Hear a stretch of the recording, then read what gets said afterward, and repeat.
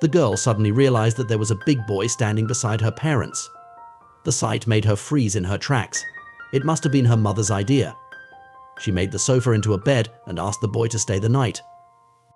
And then she showed him where the bathroom was, and said that if he needed anything, he could come upstairs. But as she slept, the woman began to doubt herself. She was worried that the boy might break in and steal something. But her husband said it was just for one night and she would find out in the morning. By the next day, the woman was prepared. She told her husband to have the police number ready whenever she heard screams. But when she arrived downstairs, the scene in front of her was a bit confusing.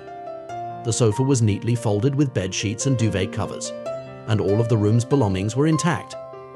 After calling out to the boy but getting no answer, the woman realized that he had left the house. Then she found him at the door. She stopped him. She invited him to stay for Thanksgiving. And so the boy returned to the woman's house. He sat nervously on the couch. He felt the warmth of strangers for the first time. And this kind family would give him a chance to change his life. Until then, the boy Mike was just an orphan.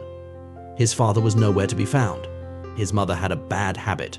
The government took away his parental rights from the age of 7. Now Mike is not only over 2 meters tall and weighs over 200 kilograms. His adoptive family couldn't afford it.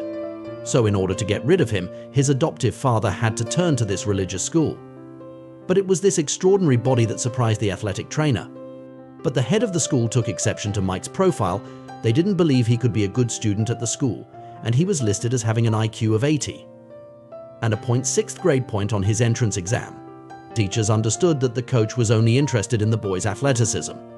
But if he doesn't do well in school, he wouldn't even have a chance to play sports. So they didn't want to take Mike. For wanting to come here. For wanting a quality education. Forget sports. Look at the wall. Christian. We either take that seriously or we paint over it. You don't admit Michael Orr because of sports. You admit him because it's the right thing to do. And so it was Mike managed to transfer to this religious school.